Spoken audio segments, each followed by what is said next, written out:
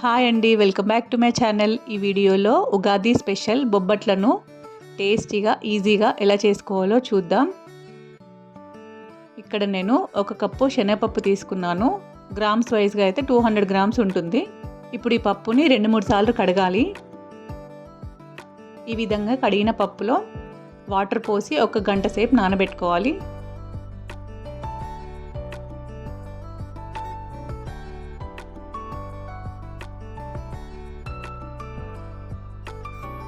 ఇక్కడ నేను గంట సేపు నానబెట్టుకున్నాను. ఇప్పుడు గంట సేపు తర్వాత చూస్తే చక్కగా నానాయి.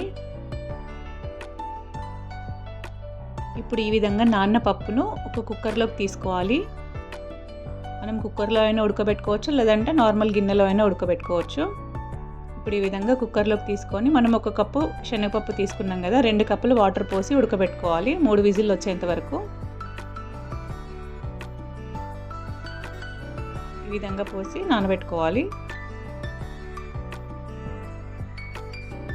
పప్పు ఉడికేలోపు ఇక్కడ మనము పిండి కలిపి పెట్టుకుందాము. ఇక్కడ నేను 1 కప్పు మైదా పిండి, 1/2 కప్పు గోధుమ పిండి తీసుకున్నాను. అందులో చిటికెడు ఉప్పు వేసుకోవాలి, మరీ ఎక్కువ వేసుకోవద్దు. అందులోనే 1 టేబుల్ స్పూన్ ఆయిల్ వేసుకోవాలి. ఈ విధంగా కొద్ది కొద్దిగా నీళ్లు పోసుకుంటూ చపాతీ పిండి కంటే మెత్తగా కలుపుకోవాలి. ఈ పిండి కాస్త చేతికి అతుక్కుంటుంది కాబట్టి కొంచెం ఆయిల్ వేసుకుంటూ పిండి కలపాలి. ఈ విధంగా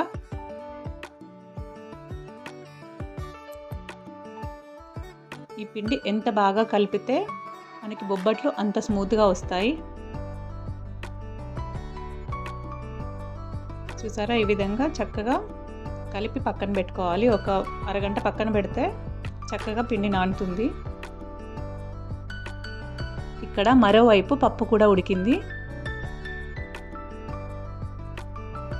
ఇప్పుడు ఈ విధంగా ఉడికిన పప్పులోంచి నీళ్ళన్నీ వంపేసుకోవాలి. ఈ విధంగా స్ట్రైనర్లో వేసి నీళ్ళన్నీ పోయేదాకా ఉంచాలి.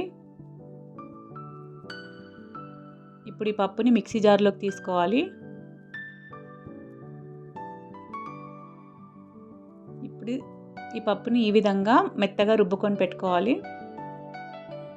ఈ రుబ్బుకున్న పప్పుని వేరొక బౌల్లోకి తీసుకోవాలి. ఇక్కడ నేను ముందుగానే పప్పు ఉడకబెట్టుకున్న బౌల్లోకి తీసుకున్నాను.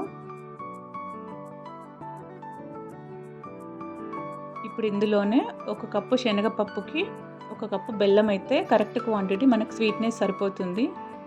ఇప్పుడు దీన్ని స్టవ్ పైన పెట్టుకొని మీడియం ఫ్లేమ్లో పెట్టి కలపాలి. బెల్లం అంతా కరిగిపోతుంది. ఈ విధంగా కలుపుతూ ఉండాలి, లేదంటే కింద అడుగు మాడిపోతుంది.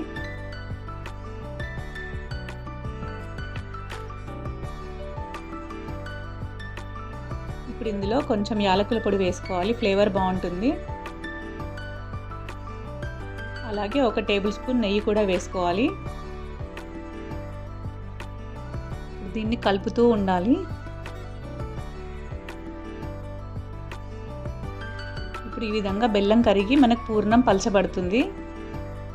ఇప్పుడు ఈ పూర్ణం గట్టిపడేంత వరకు మీడియం ఫ్లేమ్లో పెట్టి కలుపుతూనే ఉండాలి. చూసారా, ఇప్పుడు ఈ విధంగా అయింది. ఇప్పుడు దీన్ని మనం పక్కన పెట్టి చల్లార్చుకోవాలి. చల్లారితే ఇంకా గట్టిపడుతుంది. ఇప్పుడు నేను పూర్తిగా చల్లార్చుకున్నాక ఈ విధంగా బాల్స్లా చేసి పక్కన పెట్టుకోవాలి. ఇక్కడ పిండి కూడా చక్కగా నానింది కదా, ఇప్పుడు ఇందులోనే కాస్త నెయ్యి వేసి ఇంకా మెత్తగా కలుపుకోవాలి. మనకు పిండి ఎంత మెత్తగా ఉంటే మనం బొబ్బట్లు అంత ఈజీగా చేయగలుగుతాము. పిండి సాగుతుంది. ఇప్పుడు బొబ్బట్లు చేయడానికి ఈ విధంగా పిండిని కొంచెం తీసుకొని వీడియోలో చూపించిన విధంగా ప్రెస్ చేసుకోవాలి. ఇక్కడ నేను బొబ్బట్లు చేసుకోవడానికి మన శారీస్కి వచ్చే కవర్స్ ఉంటాయి కదా, ఆ కవర్ని తీసుకున్నాను. మీ దగ్గర ఆయిల్ కవర్స్ ఉంటే ఆయిల్ కవర్ పైన అయినా చేసుకోవచ్చు. ఇప్పుడు ఈ విధంగా ప్రెస్ చేసి పెట్టిన పిండిలో పూర్ణాన్ని పెట్టి క్లోజ్ చేసుకోవాలి. వీడియోలో చూపించిన విధంగా. ఇప్పుడు దీన్ని ఈ విధంగా ప్రెస్ చేసుకోవాలి. ఇక్కడ నేను కొంచెం పల్చగానే ప్రెస్ చేస్తున్నాను.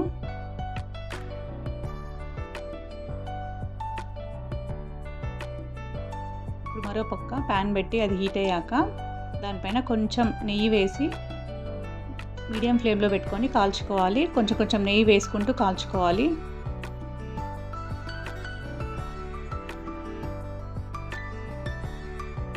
చూసారా ఎంత బాగా పొంగుతున్నాయో. మనం పిండి కలిపేదాన్ని బట్టే మనకి బొబ్బట్లు స్మూత్గా వస్తాయి.